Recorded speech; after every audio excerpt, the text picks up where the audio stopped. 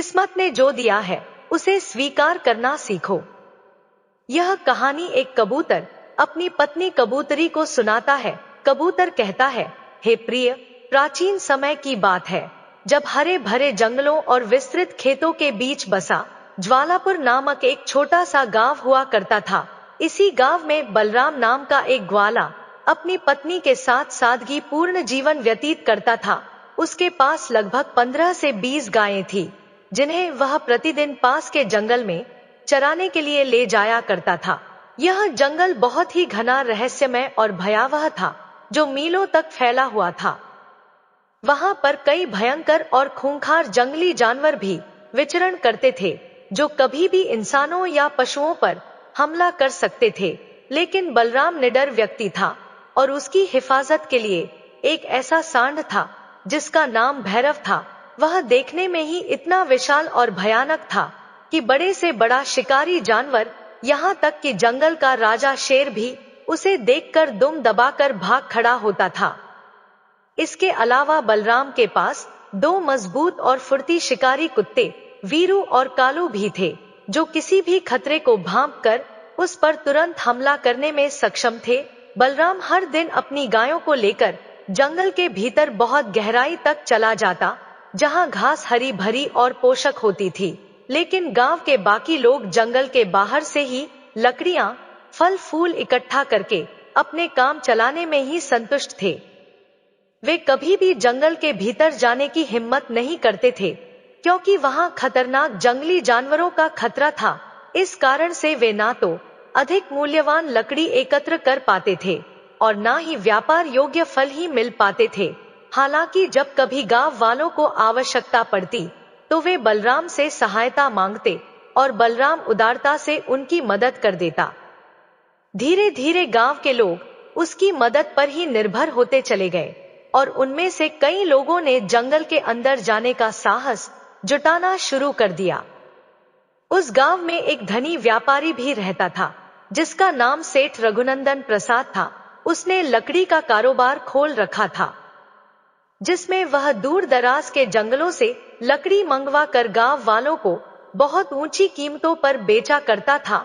उसने यह अफवाह भी फैला रखी थी कि जंगल के भीतर एक भयानक राक्षस रहता है, जो बहुत ही खतरनाक और क्रूर है। इसी भय के कारण गांव के लोग जंगल के पास जाने से भी कतराते थे और मजबूरन सेठ से महंगे दामों में लकड़ी खरीदते थे। मगर जब बलराम ने गांव वालों की मदद करनी शुरू की और लोग जंगल से मुफ्त में लकड़ी और फल लाने लगे, तो सेठ का धंधा चौपट होने लगा। धीरे धीरे उसकी दुकान पर ग्राहक आने ही बंद हो गए, क्योंकि अब कोई भी उससे लकड़ी खरीदने नहीं जाता था। सेठ रघुनंदन प्रसाद को जब यह एहसास हुआ कि उसके व्यापार को नुकसान पहुंचाने वाला कोई और नहीं बल्कि बलराम है, तो वह भीतर ही भीतर क्रोधित हो उठा। उसने सोचा कि यदि बलराम इसी तरह जंगल जाता रहा और लोगों की सहायता करता रहा तो उसका सारा कारोबार नष्ट हो जाएगा।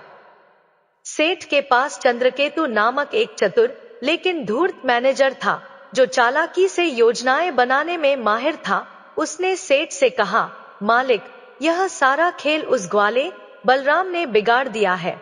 अगर हमें उसे जंगल जाने से रोकना है तो हमें ऐसा कोई उपाय करना होगा जिससे वह वहां जा ही ना सके। यदि हम उसकी सभी गायों को चोरी करवा दें तो फिर उसके पास जंगल जाने का कोई कारण ही नहीं रहेगा और ना ही वह किसी और की मदद कर पाएगा। सेठ रघुनंदन प्रसाद को यह योजना बहुत पसंद आई, लेकिन उसने कहा, बात तो ठीक है, मगर हमें पहले किसी कुशल चोर को ढूंढना होगा जो इस काम को अंजाम दे सके। अगर हमें कोई ऐसा व्यक्ति मिल जाए तो हम उसे धन देकर गायों की चोरी करने के लिए तैयार कर सकते हैं। इस पर चंद्रकेतु ने जवाब दिया, सेठ जी, मैं कल तक किसी योग्य चोर का पता लगाकर आऊंगा, फिर हम दोनों उससे मिलकर सौदा कर लेंगे। अगले दिन चंद्रकेतु गांव के चौराहे पर जाकर बैठ गया और अपने एक मित्र से चोरों के बारे में चर्चा छेड़ दी। उस समय गांवों में मनोरंजन के साधन बहुत सीमित हुआ करते थे, इसलिए लोग आमतौर पर किसी पेड़ के नीचे बैठकर गप्पे मारते थे और विभिन्न विषयों पर चर्चा करके ही अपना समय बिताते थे। चंद्रकेतु को अच्छी तरह पता था कि यदि वह चोरों का विषय छेड़ेगा तो लोग इस पर बातचीत करने लगेंगे और किसी ना किसी से उसे कोई अहम जानकारी मिल ही जाएगी। गांव के लोग जब किसी विषय पर चर्चा शुरू कर देते थे तो प्रवचन देने वालों की लाइन लग जाती थी। ठीक ऐसा ही हुआ। चंद्रकेतु के चोरों की चर्चा छेड़ते ही कई लोगों ने अपनी अपनी जानकारी साझा करनी शुरू कर दी। कई लोगों की बातें सुनने के बाद चंद्रकेतु को यह पता चला कि गेरुआ नदी के उस पार शिवपुर नामक गांव में किशोर नाम का एक प्रसिद्ध चोर रहता है। वह चोरी करने में इतना निपुण था कि पशु चोरी से लेकर आम चोरियों तक हर काम में माहिर था। वह कभी कभी शिकार भी करता था और बकरियां, मुर्गे व अन्य जानवर चुराने में उसकी कोई बराबरी नहीं कर सकता था। यह सुनकर चंद्रकेतु तुरंत सेठ रघुनंदन प्रसाद के पास पहुंचा और उसे पूरी जानकारी दी। उसने कहा, सेठ जी, मैंने एक नहीं बल्कि पूरे 5 चोरों के बारे में पता लगा लिया है। यह सभी अत्यंत चालाक और शातिर बदमाश जो पल भर में चोरी कर सकते हैं, मगर इन सब में सबसे ज्यादा कुशल और अनुभवी चोर किशोर है, जो विशेष रूप से पशु चोरी में माहिर है। हमें उससे मिलकर इस काम को अंजाम देना चाहिए। सेठ रघुनंदन प्रसाद को चंद्रकेतु की बात पसंद आई, लेकिन उसने एक चिंता जाहिर की। उसने कहा, लेकिन यह समस्या है कि किशोर शिवपुर गांव में रहता है, जो गेरुआ नदी के उस पार स्थित है, और यह तो तुम जानते ही हो कि गेरुआ नदी को अत्यंत अपवित्र माना जाता है। ऐसा कहा जाता है कि जो भी इस नदी में स्नान करता है वह सीधे नरक में जाता है। चंद्रकेतु ने गंभीर स्वर में कहा, सेठ जी, आप कैसी बातें कर रहे हैं? अरे उस नदी के किनारे जो लोग बसे हुए हैं वे रोज उसी में स्नान करते हैं और उसी का पानी पीकर अपना जीवन व्यतीत करते हैं। भला कोई नदी का जल भी अपवित्र हो सकता है? यह सब तो अंधविश्वास और निराधार है, जिनसे आपको बाहर निकलने की आवश्यकता है। अब बेकार की बातें छोड़िए और असली मुद्दे पर ध्यान दीजिए। इस समय हमें अपनी रोजी रोटी की चिंता करनी चाहिए। हमें कल सुबह तक पूरी तैयारी कर लेनी होगी, क्योंकि हम शिवपुर जाने वाले हैं। दूसरे दिन सेठ रघुनंदन प्रसाद और उसका विश्वासपात्र सहयोगी चंद्रकेतु चोर की तलाश में शिवपुर के लिए निकल पड़े। रघुनंदन के घर से लगभग 10 मील की दूरी पर गेरुआ नदी बहती थी, जो उन्हें पार करनी थी। जब वे दोनों नदी के किनारे पहुंचे तो सेठ ने इधर उधर निगाह दौड़ाई और देखा कि नदी पर कोई नाव उपलब्ध नहीं थी। इस स्थिति में उन्हें नदी में उतरकर ही इसे पार करना था, लेकिन सेठ किसी भी हालत में उस पानी को छूना नहीं चाहता था। चंद्रकेतु को थोड़ा बहुत तैरना आता था, लेकिन सेठ को तैरने की बिल्कुल समझ नहीं थी। घबराते हुए सेठ बोला, चंद्रकेतु, तुम्हें तैरना आता है, लेकिन मुझे तो पानी में उतरने से भी डर लगता है, इसलिए मैं यहीं किनारे पर बैठता हूँ। तुम अकेले किशोर से मिलकर आ जाओ। चंद्रकेतु हड़बड़ा कर बोला, नहीं नहीं सेठ जी, मैं अकेले जाकर कैसे उससे मिल सकता हूँ? मेरा कभी किसी चोर डाकू से आमना सामना नहीं हुआ है। अगर हम दोनों साथ रहेंगे तो बातचीत भी ठीक से हो पाएगी और किसी मुसीबत में भी नहीं फंसेंगे। सेठ ने उसे दिलासा देते हुए कहा, डरो मत, मेरा नाम ले लेना, किशोर तुम्हें कुछ भी नहीं कहेगा। अरे हम उसे खाली हाथ थोड़े ही बुला रहे हैं, उसे अच्छा खासा खर्चा पानी देंगे, वह तो खुश होकर हमारी मदद करेगा। चंद्रकेतु अब भी असमंजस में था। उसने डरते डरते कहा, फिर भी मुझे बहुत घबराहट हो रही है, मैं चोर से सीधे बात करने की हिम्मत नहीं जुटा सकता। आपको किसी भी तरह इस नदी को पार करना ही होगा। सेठ झुंझलाकर बोला, अब तुम ही बताओ, यह मनहूस नदी आखिर पार कैसे करे? इसमें तो कोई नाव भी नहीं चल रही है।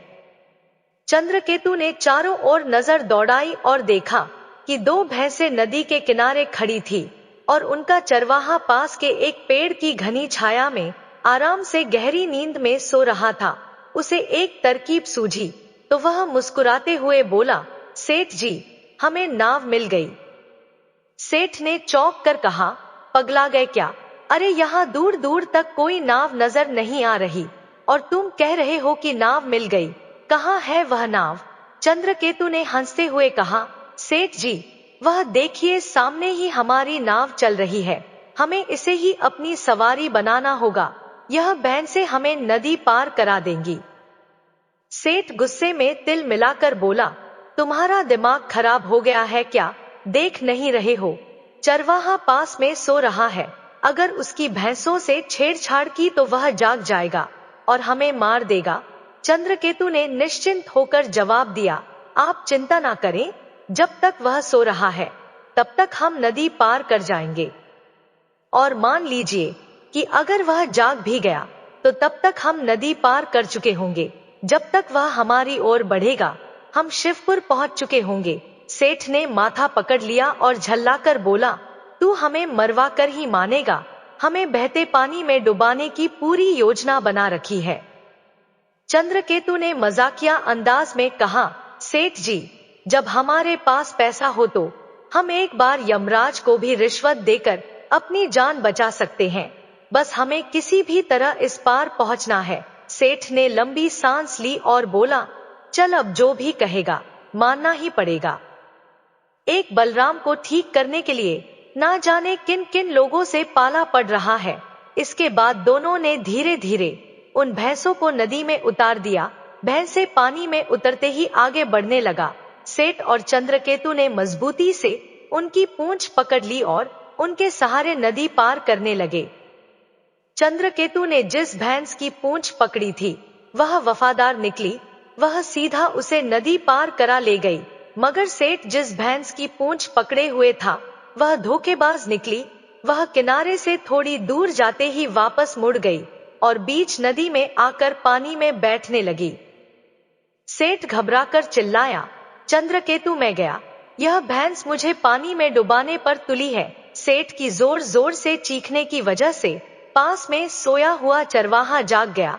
उसने देखा कि एक भैंस नदी के उस पार पहुंच चुकी थी और दूसरी बीच नदी में बैठी थी। वहीं एक आदमी उसकी पूंछ पकड़कर जोर जोर से मदद के लिए चिल्ला रहा था। चरवाहा तुरंत समझ गया कि यह दोनों चुपके से उसकी भैंस को ही नाव की तरह इस्तेमाल कर रहे हैं, लेकिन भैंस ने खुद उन्हें सबक सिखाना शुरू कर दिया है। चरवाहे ने अपनी भैंस को बुलाने के लिए अपनी भाषा में कुछ संकेत दिए और भैंस धीरे धीरे किनारे की ओर लौटने लगी। अब सेठ पूरी तरह से चरवाहे के चंगुल में फंस चुका था। चरवाहे ने उसे घूरते हुए कहा, तू अगर बूढ़ा नहीं होता तो मैं तुझे मार मार कर अधमरा कर देता। सेठ ने स्थिति को भांपते हुए बिना देर किए अपनी जेब से एक चांदी का सिक्का निकाला और चरवाहे को दे दिया। इसके बाद सेठ ने जब नदी में उतरकर देखा तो उसे महसूस हुआ कि पानी उसकी कमर तक ही आ रहा था। वह हैरान रह गया कि उसने बेवजह इतना हंगामा मचा दिया था और चरवाहे को भी जगा दिया। वह शुक्र मनाने लगा कि वह भला आदमी था, वरना आज उसकी खैर नहीं थी। काफी संघर्षों के बाद सेठ और चंद्रकेतु आखिरकार शिवपुर गांव में पहुंचे, मगर अब एक नई समस्या खड़ी हो गई। वे बिना किसी की मदद लिए किशोर के घर तक कैसे पहुंचेंगे? चंद्रकेतु की नजर एक आदमी पर पड़ी जो अपने दरवाजे के पास बैठा हुआ था। उसकी घनी बड़ी बड़ी मूंछें थी। चंद्रकेतु ने सोचा कि शायद यही किशोर होगा। संकोच के साथ उसने पूछा, क्या आप ही किशोर जी हैं? आदमी अचानक उखड़ गया और गुस्से से बोला, तुम्हें हम चोर बदमाश लगते हैं क्या? रुको, अभी ऐसा सबक सिखाऊंगा कि तुम जिंदगी भर याद रखोगे। वह आदमी क्रोधित होकर दोनों के पीछे दौड़ पड़ा, जिससे घबराकर सेठ और चंद्रकेतु जान बचाने के लिए दौड़ पड़े। दोनों बदहवास होकर गांव से काफी दूर निकल आए। लगातार भागने के कारण सेठ की सांसें उखड़ने लगी और थककर एक बड़े पेड़ के नीचे बैठ गया। उसने राहत की सांस ली और हांफते हुए चंद्रकेतु की ओर गुस्से से देखते हुए बोला, अरे तू बिना पिटवाई के मानेगा नहीं। आखिर तुझे क्या जरूरत थी उस आदमी से यह पूछने की कि वह किशोर है या नहीं? हम कोई साधु संत से मिलने नहीं आए हैं, बल्कि एक चोर से मिलने आए हैं। और तू इतना भोला बनकर सोच रहा है कि लोग हमें खुशी खुशी किशोर का घर बता देंगे। अरे एक चोर की इज्जत किसी गांव में कितनी होती होगी, यह भी समझता है कि नहीं? लोग उसका नाम तक लेने में हिचकते होंगे, और तू बेधड़क में पूछ बैठा, भला कोई सीधे सीधे हमें बताएगा क्या? हमें होशियारी से पूछताछ करनी होगी। सेठ ने कुछ सोचते हुए आगे कहा, अगर हमें सही जानकारी चाहिए तो हमें थोड़ा चालाक बनना पड़ेगा। जब भी किसी से पूछना हो तो सम्मानजनक शब्दों का प्रयोग मत करना, सीधे जाकर पूछ, चोरवा जटवा का घर कौन सा है? बस फिर देखना, कोई ना कोई जरूर हमें उसका पता बता दे देगा। चंद्रकेतु ने सिर हिलाते हुए कहा, सेठ जी, आप बिल्कुल सही कह रहे हैं।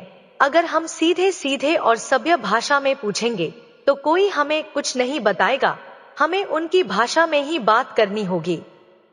गांव में वापस लौटने का तो उनका साहस नहीं था, इसलिए वे बाहर ही खड़े रहे। तभी सेठ की नजर गांव के बाहरी हिस्से में बने एक घर पर पड़ी। उसने चंद्रकेतु की ओर इशारा करते हुए कहा, देख वहां एक घर है, हम वहीं चलकर पूछते हैं कि चोरवा जटवा कहाँ रहता है। दोनों दबे पांव उस घर के पास पहुंचे, जहां दरवाजे पर एक आदमी बैठा हुआ था। उसकी घनी और लंबी मूंछें थी, जो उसके व्यक्तित्व को और डरावना बना रही थी। चंद्रकेतु ने बिना सोचे समझे उससे पूछ लिया, भाई साहब, क्या आप बता सकते हैं कि चोरवा जटवा का घर कहाँ है? बस इतना सुनते ही उस आदमी की आंखें गुस्से से लाल हो गई। वह चंद्रकेतु को घूरता रहा, लेकिन बिना कोई जवाब दिए उसने घर के भीतर अपनी पत्नी को पुकारा, अरे भाग्यवान, सुन रही हो मेरी तलवार तो जरा लाना। अंदर से पत्नी की आवाज आई। इस समय तलवार का क्या काम पड़ गया? आदमी गरजते हुए बोला, दो मोटे ताजे मुर्गे खुद चलकर आए हैं, उन्हें हलाल करना है। पत्नी हंसते हुए बोली, लाती हूँ। सच कहूं तो मुर्गा खाए हुए भी बहुत दिन हो गए हैं। यह सुनकर सेठ और चंद्रकेतु के तो होश ही उड़ गए। सेठ ने चारों ओर नजर दौड़ाई, लेकिन उसे आसपास कोई मुर्गा नजर नहीं आया। तभी उसे समझ आ गया कि वे किसी बड़ी मुसीबत में फंस चुके हैं। सेठ के माथे पर पसीना छलक आया और वह बुदबुदाया, लगता है यही किशोर है, और इसने हमारी बात को बुरा मान लिया है। यह आदमी बहुत ही खतरनाक मालूम पड़ता है, सीधे तलवार मंगवा रहा है। अब तो हमारी खैर नहीं।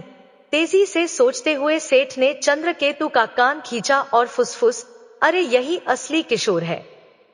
अब जल्दी से इनके पैरों में गिरकर अपनी गलती की माफी मांग, नहीं तो यह सच में हलाल कर देगा। चंद्रकेतु का तो खून सूख गया था। डर के मारे उसकी टांगें कांपने लगी, और बिना कोई देर किए वह झटपट किशोर के पैरों में गिर पड़ा। किशोर गंभीर स्वर में बोला, अगर सच में मुझे प्रसन्न करना चाहते हो तो पहले मुद्रा चढ़ाओ। सेठ ने कांपते हाथों से अपनी थैली खोली और झट से 10 चांदी के सिक्के किशोर के सामने रख दिए। किशोर सिक्कों को गिनकर मुस्कुराया और बोला, ठीक है, मैं प्रसन्न हुआ। अब बताओ मेरे पास क्यों आए हो? किसे मारना है, किसे पीटना है, और किसके घर सेंध लगानी है? सेठ हाथ जोड़कर बोला, किशोर जी, हमें ना किसी के घर सेंध लगानी है और ना ही किसी को मारना पीटना है। हमें बस किसी की 100 गाय चोरी करवानी है। किशोर ने भौं चढ़ाते हुए पूछा, कौन सी गाय चुरानी है और किस गांव से चुरानी है? सेठ ने गहरी सांस लेते हुए जवाब दिया, हमारे गांव शिवपुरी में एक बलराम नाम का ग्वाला है, हमें उसी की गाय चुरानी है। किशोर यह सुनकर ठहाका मारकर हंस पड़ा और फिर अचानक गंभीर होते हुए बोला, तो तुम लोग उससे अपनी दुश्मनी निकालने आए हो? मूर्खों, तुम्हें जरा भी अंदाजा है कि बलराम की गायों को चुराने का मतलब क्या होता है? अरे 10 चोर भी मिलकर उसकी गायों पर हाथ नहीं डाल सकते। बलराम कोई साधारण आदमी नहीं, बल्कि वह तो असली बलवान है।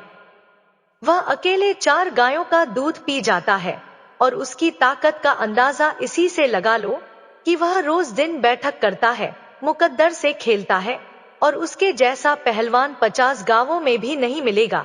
इसके बाद किशोर ने आंखें तेरते हुए आगे कहा, उसकी लाठी का एक ही वार किसी शेर को भी गिरा सकता है।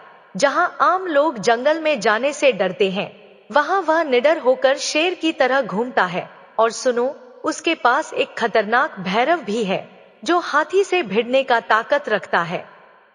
उसके 2 खूंखार कुत्ते वीरू और कालू है, जो किसी शेर से कम नहीं है। सच सच बताओ, तुम लोगों की दुश्मनी मुझसे है या बलराम से? सेठ रघुनंदन प्रसाद ने जल्दी से हाथ जोड़ते हुए सफाई दी। किशोर जी, हमें आपसे कोई दुश्मनी नहीं है। हमारी असली दुश्मनी तो बलराम से ही है। उसने हमारा सारा रोजगार चौपट कर दिया है। पहले हमारे गांव के लोग जंगल में जाने से डरते थे, इसलिए वे हमारी लकड़ी की टाल से लकड़ियां खरीदते थे। मगर बलराम ने अपनी ताकत और हिम्मत से पूरे गांव को जंगल में जाने के लिए प्रेरित कर दिया। अब पूरा गांव खुद जंगल से लकड़ियां काट कर ले आता है। हमारे यहाँ जो लकड़ियां जमा थी, वे अब सड़ने लगी हैं। कोई खरीदार तक नहीं बचा हमारे पास। अब कोई काम धंधा नहीं रह गया है। फिर सेठ ने विनती करते हुए कहा, हमने सोचा अगर बलराम की गाय चोरी हो जाए तो वह जंगल जाना बंद कर देगा। हमें बस कोई ऐसा आदमी बता दो जो यह काम कर सके। किशोर ने गंभीर स्वर में कहा, देखो भाई, मैं तो यह काम करने से रहा, लेकिन हाँ, एक आदमी है जो तुम्हारी मदद कर सकता है। वह मेरा प्रतिद्वंदी भी है और हमारी आपसी दुश्मनी भी चल रही है। वैसे तो वह थोड़ा मूर्ख किस्म का इंसान है, लेकिन उसे आसानी से फंसाया जा सकता है। तुम सीधे उसके पास जाओ और मेरा नाम लेकर उससे बात करना। अगर वह बलराम की गाय चुराने से मना कर दे तो बस उसे यह कह देना कि तुम डरपोक निकले। अब यह काम तो खुद किशोर ही करेगा। उसके सामने मेरी जमकर तारीफ करना, उसे यह यकीन दिला देना कि मैं कितना बड़ा चोर हूं और किसी भी काम को कितनी आसानी से अंजाम दे सकता हूं। यकीन मानो, वह अपने अहंकार के कारण खुद ही तैयार हो जाएगा और तुम्हारे साथ चल देगा। थोड़ा रुककर किशोर ने आगे कहा, वह पास के गांव में रहता है। उसका नाम सुरेश है। गांव से बाहर ही उसका घर बना हुआ है। तुम्हें ज्यादा ढूंढने की जरूरत नहीं पड़ेगी। सीधे वहीं जाओ और उसे इस काम के लिए तैयार कर लो। सेठ रघुनंदन प्रसाद ने किशोर से विदा ली और चंद्रकेतु के साथ चोर सुरेश के घर की ओर चल पड़ा। रास्ते में सेठ के मन में एक बात साफ हो गई थी, जो लोग गांव के बाहरी इलाके में रहते हैं, वे या तो ग्वाले होते हैं या फिर चोर। ग्वाले इसलिए गांव से बाहर अपना घर बनाते हैं ताकि वे ज्यादा से ज्यादा गाय रख सकें। वहां उनकी गायों के लिए भरपूर चारा भी मिलता है और चोरी होने का भी कोई डर नहीं रहता, क्योंकि उनके पास खुद कोई कीमती चीज नहीं होती। खाने के लिए मिट्टी के बर्तन होते हैं और कोई भी चोर मुफ्त में मिट्टी के बर्तन चुराने के लिए वहां नहीं जाएगा। वहीं चोर भी गांव से बाहर इसलिए रहते हैं ताकि वे चोरी करने के लिए रात के अंधेरे में आसानी से निकल सके और बिना किसी की नजर में आए वापस लौट सके। रात के समय अगर गांव के कुत्ते भौंकते भी हैं तो भीड़ इकट्ठी होने से पहले ही चोर भाग सकते हैं। इसलिए चोर गांव के अंदर रहने के बजाय हमेशा बाहर ही अपना ठिकाना बनाते हैं। जब सेठ रघुनंदन प्रसाद सुरेश के गांव पहुंचा तो उसे गांव के बाहर ही सुरेश का घर दिखा। वह एक बड़ा ग्वाला था जिसके पास करीब 101 गायें थी। सेठ ने सुरेश से कहा, हमें बलराम की सारी गाय चुरानी है। यह काम पूरा करने के लिए हम तुम्हें 50 स्वर्ण मुद्राएं अभी दे देंगे और बाकी 50 काम पूरा होने के बाद मिलेंगी। इसके अलावा तुम चुराई गई गायों में से कुछ अपने पास भी रख सकते हो। सुरेश ने सिर हिलाया और बनावटी हंसी के साथ कहा, वह बलराम कमजोर मरियल सा आदमी है, बिल्कुल दुबला पतला है और उसमें कोई ताकत भी नहीं है। उसकी गाय चुराने में कोई मुश्किल नहीं होगी। यह काम तो चुटकियों में हो जाएगा। सुरेश ने आगे कहा, देखो, हम कोई आम चोर नहीं हैं। हम इस धंधे में बहुत चालाकी से काम करते हैं। जब चोरी के लिए निकलते हैं तो हमारी चाल किसी केकड़े जैसी होती है। कभी आगे बढ़ते हैं, कभी पीछे, कभी दाएं, कभी बाएं। जरूरत पड़ने पर हम पेड़ों पर भी चढ़ जाते हैं, इसीलिए हमें कभी कोई पकड़ नहीं पाता। लेकिन गायों के साथ ऐसा नहीं हो सकता। अगर हम पकड़े गए तो जान पर बन आएगी। थोड़ा रुककर उसने अपनी मांग रखी। यह सौदा मात्र 100 स्वर्ण मुद्राओं में नहीं हो सकता। हमें कम से कम 200 स्वर्ण मुद्राएं चाहिए, तभी यह काम करेंगे। सेठ को यह सौदा महंगा लगा। उसने तुरंत जवाब दिया, लगता है यह काम तुमसे नहीं हो पाएगा। हमें तो किशोर की ही बात माननी पड़ेगी। वह हमसे केवल 120 स्वर्ण मुद्राएं मांग रहा था और हम 100 देने को तैयार थे। मात्र 20 स्वर्ण मुद्राओं की वजह से सौदा नहीं हो सका। अब हम उसी को मना लेंगे और थोड़ा और पैसा दे देंगे। सुरेश सेठ की बात सुनकर तिलमिला गया। उसने क्रोधित स्वर में कहा, सेठ जी, आप इतनी जल्दी घबरा क्यों जाते हो और हमारे सामने उस किशोर का नाम लेकर हमारा अपमान कर रहे हो? सुन लो, किशोर कोई बड़ा चोर नहीं है। वह तो एक मूर्ख चोर है जिसे चोरी करनी आती ही नहीं। जहां भी जाता है पिटकर वापस लौटता है। और एक हम हैं, आज तक कभी किसी के हाथ नहीं आए। यह काम तो हम ही करेंगे और हमसे बेहतर कोई नहीं कर सकता। फिर उसने आत्मविश्वास भरी आवाज में कहा, हम पहले दिन में जाकर अच्छी तरह से तैयारी कर लेंगे, पूरे इलाके को ध्यान से देखेंगे और फिर रात को चोरी को अंजाम देंगे। किसी को भनक भी नहीं लगेगी। सेठ रघुनंदन प्रसाद और चंद्रकेतु ने सुरेश को ग्वाला बलराम का घर दिखाया। संयोग से उस समय बलराम घर पर नहीं था। वह अपनी गायों को चराने के लिए जंगल गया हुआ था और उसकी पत्नी भी उसे खाना देने के लिए चली गई थी।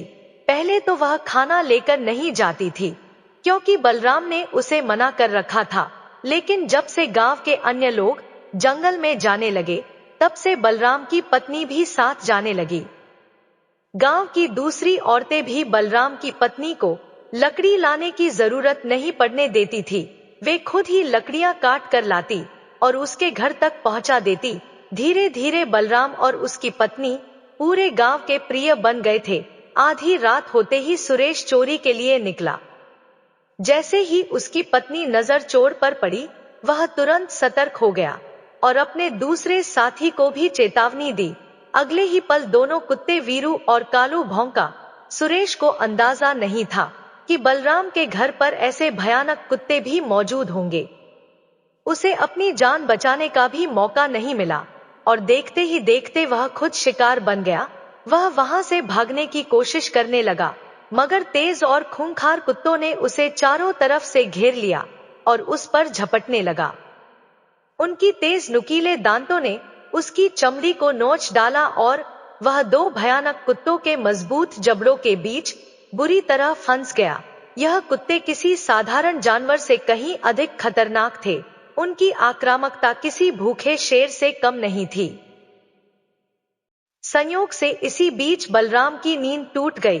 अचानक अपने कुत्तों की भयंकर आवाज सुनकर उसने पूरी ताकत से आवाज लगाई और अपने कुत्तों को रोकने की कोशिश की, लेकिन तब तक बहुत देर हो चुकी थी। जैसे ही बलराम की नजर सुरेश पर पड़ी, वह कांप उठा। वह तुरंत समझ गया कि यह वही बलराम है जो पूरे गांव में पहलवान के रूप में प्रसिद्ध है। यानी सेठ रघुनंदन प्रसाद ने उसे धोखा दिया था। अपनी जान बचाने के लिए सुरेश घबराते हुए बलराम के सामने गिड़गिड़ा लगा, पहलवान जी, मुझे माफ कर दो, मैं धोखे में आ गया। मुझे इस गांव के सेठ ने छल से यहाँ बुलाया था। उसने मुझसे कहा था कि यहाँ एक मरियल और कमजोर बलराम रहता है जिसकी गाय आसानी से चोरी की जा सकती है। मुझे क्या पता था कि मैं तो एक शेर की मांद में घुस आया हूँ। बलराम ने उसकी हालत पर नजर डाली और गहरी आवाज में बोला, पहले तो सोचा था कि 2-4 लाठियां मारकर तेरी हड्डियां तोड़ दूं, लेकिन अब तुझे इस हालत में देखकर मुझे तुझ पर दया आ रही है। तूने बड़ी भूल कर दी। तुझे पता नहीं कि बलराम से पंगा लेने का अंजाम क्या होता है। सुरेश तो एक कमजोर आदमी था जो चल फिर भी नहीं सकता था। उसने कहा, मुझे तो आपके घर की रेकी भी चंद्रकेतु ने करवाई थी। मुझे क्या पता था कि मैं खुद फंस जाऊंगा, लेकिन अब तो मेरी जिंदगी बर्बाद हो गई। कृपा करके मुझे माफ कर दो। लेकिन उस चालाक सेठ को मत छोड़ना। असली दोषी वही है।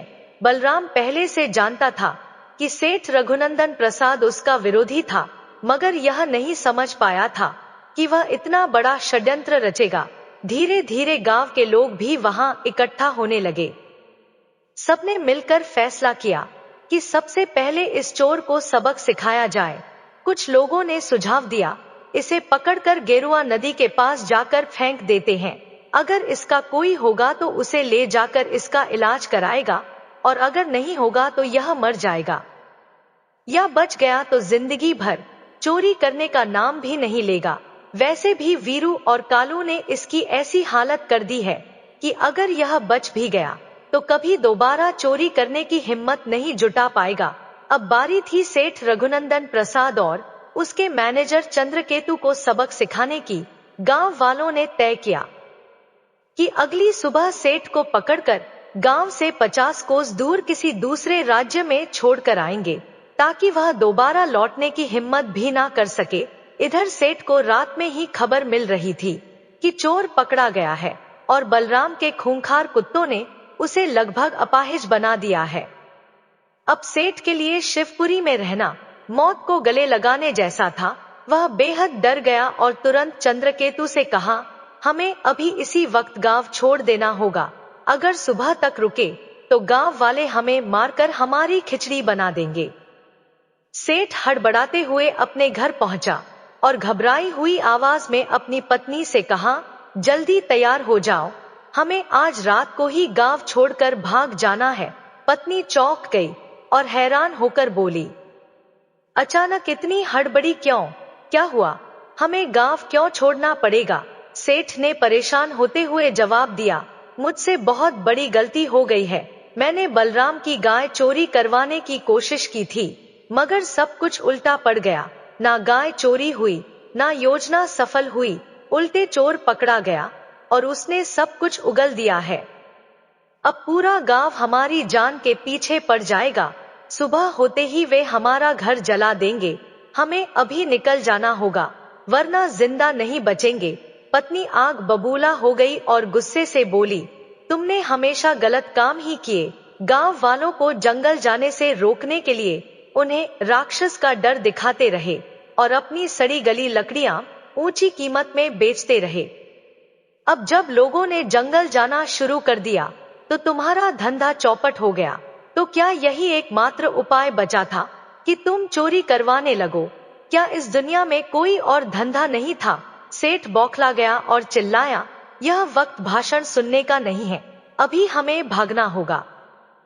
पत्नी तिलमिला गई और गुस्से से बोली, क्या तुम्हें पता है कि मेरा प्रसव का समय करीब आ गया है? मैं इस हालत में एक कदम भी नहीं चल सकती।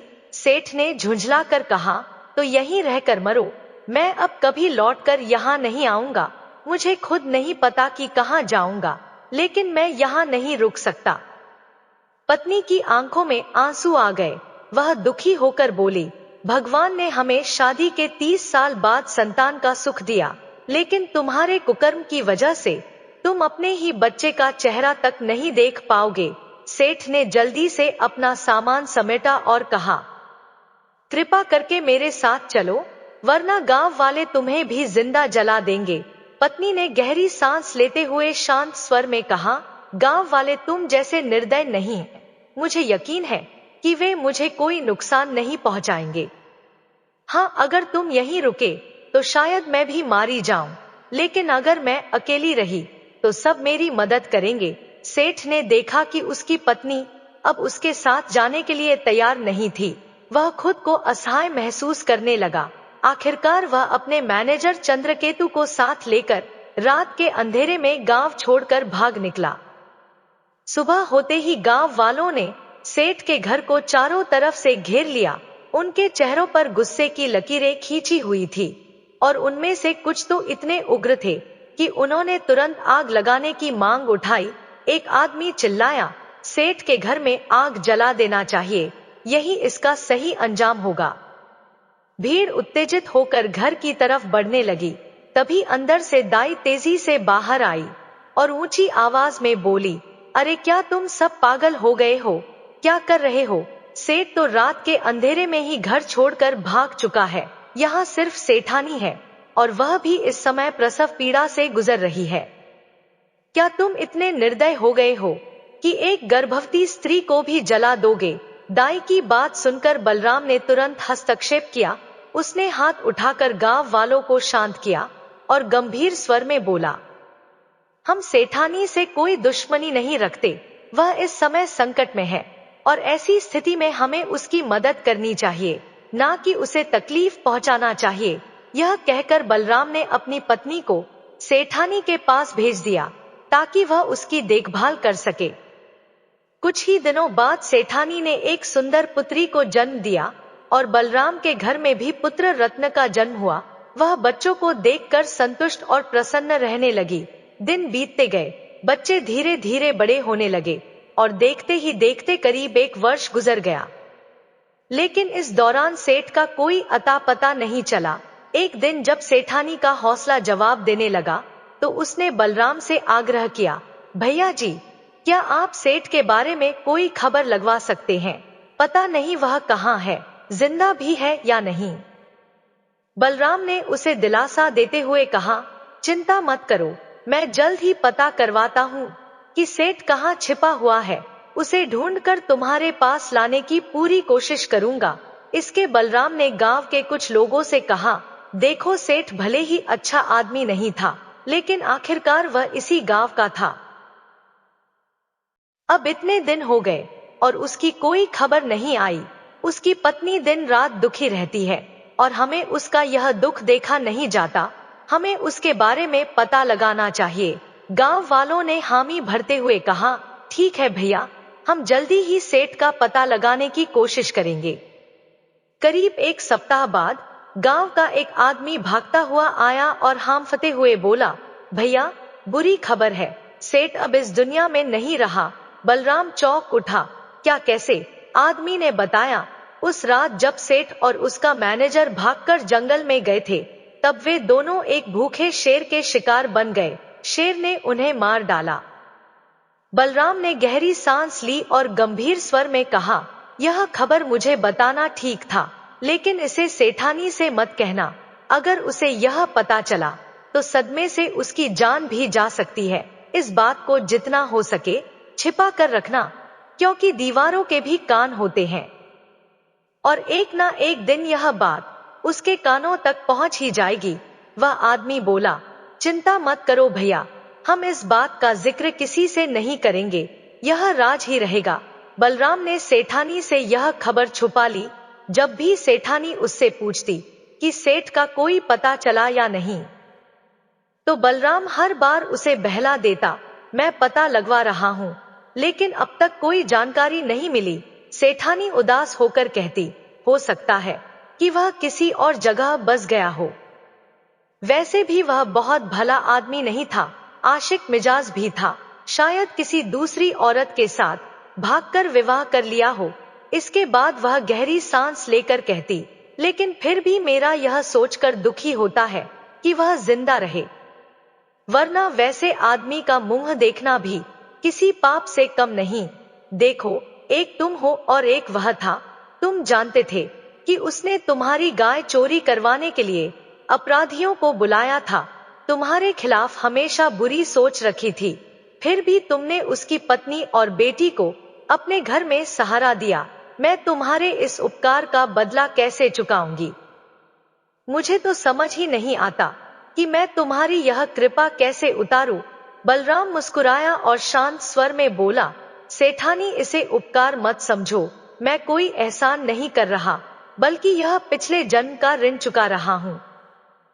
हो सकता है कि पिछले जन्म में तुमने मुझ पर कोई उपकार किया हो और आज मुझे उसका कर्ज उतारने का मौका मिला है। बस मुझे अपनी सेवा का अवसर देती रहो, तभी मैं इस ऋण से मुक्त हो पाऊंगा। सेठानी की आंखों में आंसू आ गए। वह भावुक होकर बोली, आप मुझे दिलासा देने के लिए यह सब कह रहे हैं, लेकिन मैं महसूस कर रही हूँ कि आप मेरे लिए किसी देवता से कम नहीं हैं। बलराम हंसते हुए बोला, छोड़ो यह सब बातें, हमारे बच्चे अब बड़े हो रहे हैं और हमने अभी तक उनके नामकरण की भी व्यवस्था नहीं की, क्यों ना आज ही उनका नामकरण करवा दिया जाए। फिर बलराम ने गांव के पुरोहित को बुलवाया और विधिपूर्वक दोनों बच्चों का नामकरण संस्कार संपन्न करवाया। बलराम के पुत्र का नाम प्रकाश रखा गया, जबकि सेठानी की कन्या का नाम बबीता रखा गया। संयोग से पुरोहित ने कुंडली देखकर यह भी बताया, भगवान झूठ ना बुलवाएं, इन दोनों की ग्रह दशा एक दूसरे के अनुरूप है। यह दोनों जैसे एक दूसरे के लिए ही बने हैं। यदि इनके जीवन में सुख समृद्धि लानी है तो बड़े होने पर इनका विवाह कर देना ही उचित रहेगा। सेठानी ने गंभीर स्वर में कहा, यह बात तो मैं लंबे समय से सोच रही थी, लेकिन कहने का अवसर नहीं मिल रहा था।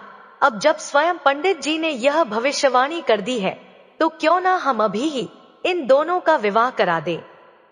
वैसे भी अभी यह बच्चे हैं, कुछ भी समझ नहीं पाएंगे, परंतु जैसे जैसे बड़े होंगे हमें उन्हें इस बंधन का महत्व समझाना ही पड़ेगा।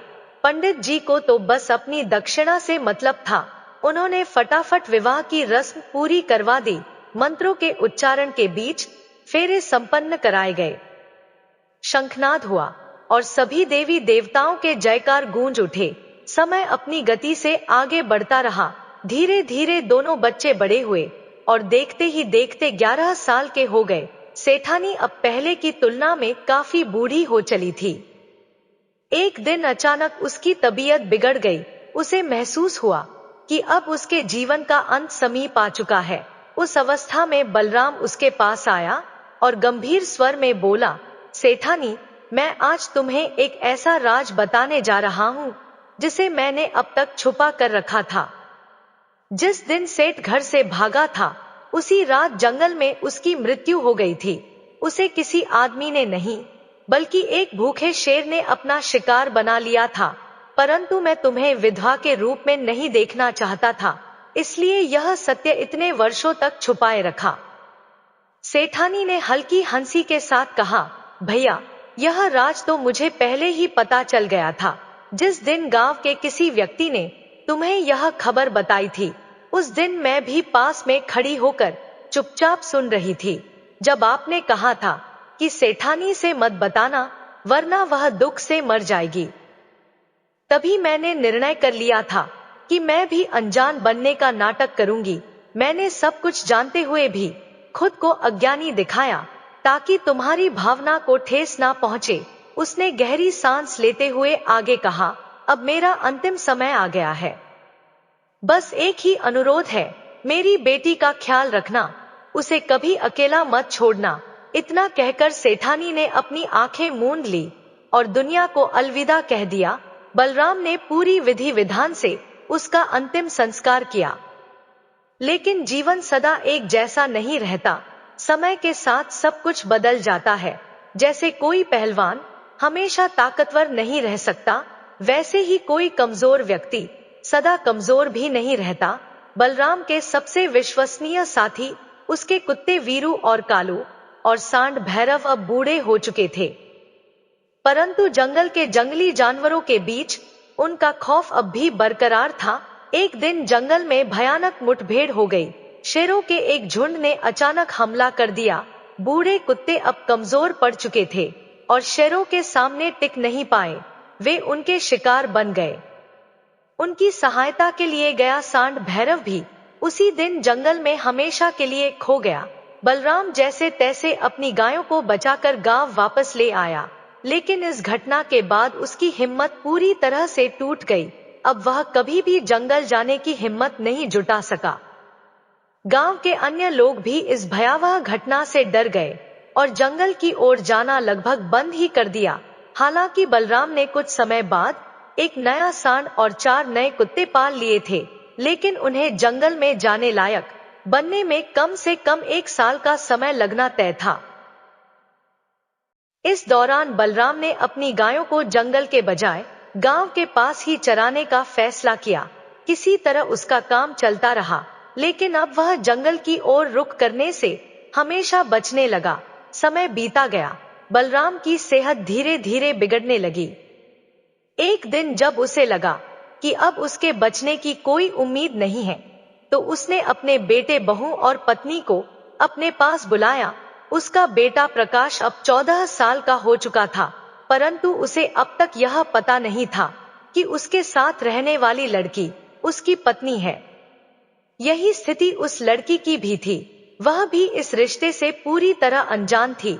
यही कारण था कि वह छोटी छोटी बातों पर प्रकाश से झगड़ पड़ती और कई बार तो गुस्से में उसे मारने तक दौड़ पड़ती। अब बलराम ने गंभीर स्वर में कहा, बेटा, मैं आज तुम्हें एक सत्य बताने जा रहा हूँ। यह लड़की जो बचपन से तुम्हारे साथ खेलती आई है, कोई और नहीं बल्कि तुम्हारी धर्म पत्नी है। आज के बाद तुम दोनों कभी झगड़ा मत करना। तुम्हारे कंधों पर अब बड़ी जिम्मेदारियां आ चुकी है, इस घर को संभालना, अपनी गायों की देखभाल करना और सबसे महत्वपूर्ण बात, अपनी माँ का ध्यान रखना। मेरी उम्र पूरी हो चुकी है और अब मेरा जाने का समय आ गया है। यह कहकर बलराम ने अपनी आंखें मूंद ली और इस दुनिया से विदा हो गया। अब सारी जिम्मेदारी प्रकाश के कंधों पर आ पड़ी। उसे अपनी माँ का सहारा बनना था और साथ ही अपने घर की देखभाल भी करनी थी। शुरू शुरू में वह हर काम में बबीता से मदद करवाने की कोशिश करता, क्योंकि उसे लगता था कि घर के काम में दोनों को बराबर योगदान देना चाहिए। लेकिन जब से उसे यह ज्ञात हुआ कि बबीता उसकी पत्नी है, तो उसने उसे काम से पूरी तरह मुक्त कर दिया। अब वह यह नहीं चाहता था कि बबीता खेतों में या जंगल में कोई काम करे। उसने सख्ती से कह दिया, तुम अब से घर से बाहर मत निकलो। मेरी जिम्मेदारी है कि मैं बाहर का काम संभालूं और तुम्हारी जिम्मेदारी है कि घर और माँ की देखभाल करो। लेकिन उनकी माँ ने उन्हें समझाया, बेटा, अकेले रहकर तुम ज्यादा काम नहीं कर पाओगे। अगर बबीता तुम्हारे साथ रहेगी तो हर काम आसानी से और सुरक्षित रूप से पूरा होगा। जब तुम बड़े हो जाओगे तब तुम्हें अकेले जाना चाहिए। प्रकाश ने माँ की बात मान ली। अब वह जब भी जंगल में गायों को चराने जाता तो बबीता भी उसके साथ जाती। माँ दोनों के लिए दोपहर का खाना बांध कर दे देती ताकि वे जंगल में जाकर आराम से भोजन कर सके। अब प्रकाश भी अपने पिता की तरह निडर हो गया था। कुल्हाड़ी लेकर वह गायों को चराने जंगल जाने लगा। एक दिन जब वे जंगल के भीतर गए तो उन्हें वहां एक रोती हुई लड़की दिखी। वह बहुत डरी हुई और भूखी लग रही थी। प्रकाश ने सहानुभूति दिखाते हुए अपने हिस्से के खाने में से कुछ रोटियां निकालकर उस लड़की को दे दी ताकि वह भूखी ना रहे। वह लड़की प्रतिदिन भोजन लेकर चुपचाप चली जाती। धीरे धीरे यह उसकी आदत बन गई थी। अब वह नियमित रूप से हर रोज ठीक समय पर आती और प्रकाश द्वारा दिया गया खाना लेकर बिना कोई शब्द बोले चली जाती। कई महीनों तक यह सिलसिला ऐसे ही चलता रहा। एक दिन प्रकाश ने उससे पूछ लिया, तुम कौन हो और जंगल में कहाँ रहती हो? परंतु लड़की ने उसकी बातों का कोई उत्तर नहीं दिया। उसने सिर्फ भोजन उठाया और बिना कुछ कहे वहां से चली गई। प्रकाश को उसकी चुप्पी अजीब लगती थी, लेकिन धीरे धीरे उसे यकीन हो गया कि शायद वह गूंगी है और जंगल में कहीं छिपकर रहती होगी। अब प्रकाश उसके लिए रोजाना अलग से भोजन बनवाने लगा ताकि जब वह आए तो उसे भर पेट खाना मिल सके। इस तरह पूरे 4 वर्ष बीत गए। इन वर्षों में प्रकाश किशोरावस्था से वयस्कता की ओर बढ़ चुका था और उसकी पत्नी भी अब पूरी तरह समझदार हो गई थी। अब उसकी पत्नी ने जंगल जाना बंद कर दिया और घर पर ही रहने लगी। लेकिन उसके मन में एक चिंता उठने लगी। प्रकाश अब पूरी तरह जवान हो चुका है और यह अज्ञात लड़की हर रोज भोजन लेने के लिए आती रहती है। जब मैं उसके साथ रहती हूँ तो उसका ध्यान किसी और दिशा में नहीं जाता, परंतु यदि वह अकेला जंगल में जाता रहा तो उसका मन भटक सकता है। इस लड़की के साथ कोई अनुचित घटना भी घट सकती है और ऊपर से वह बोल भी नहीं सकती, तो किसी से शिकायत तक नहीं कर पाएगी। उसने सोचा, क्यों ना इस लड़की को अपने घर ले आए। अगर यह हमारे साथ रहेगी तो इसे भी 2 वक्त का खाना मिल जाएगा, रहने के लिए एक सुरक्षित जगह मिलेगी और यह घर के कामों में भी कुछ सहायता कर सकेगी। इस विचार के साथ वह अपने पति के साथ जंगल चली गई।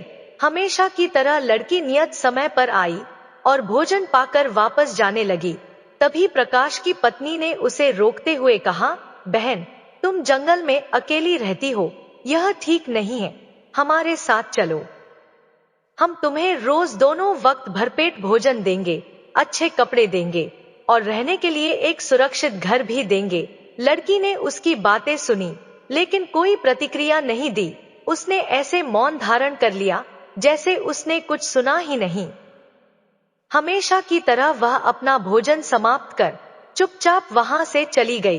प्रकाश ने पत्नी की ओर देखा और गंभीर स्वर में कहा, आज हम इस लड़की का पीछा करेंगे और पता लगाएंगे कि यह कहाँ रहती है। दोनों चुपचाप लड़की के पीछे पीछे चलने लगे। लड़की जंगल में गहराई तक जाती रही और अंततः एक बड़े पुराने पेड़ के पास जाकर रुक गई। उसने इधर उधर देखा, यह सुनिश्चित करने के लिए कि कोई उसे देख तो नहीं रहा। जब उसे विश्वास हो गया कि वह अकेली है, तो उसने पेड़ के नीचे रखे एक पुराने पीतल के घड़े को उठाया और उसमें समा गई। प्रकाश यह देखकर चकित रह गया कि इतनी बड़ी लड़की इतनी छोटी सी जगह में कैसे समा सकती है। उसकी उत्सुकता बढ़ गई।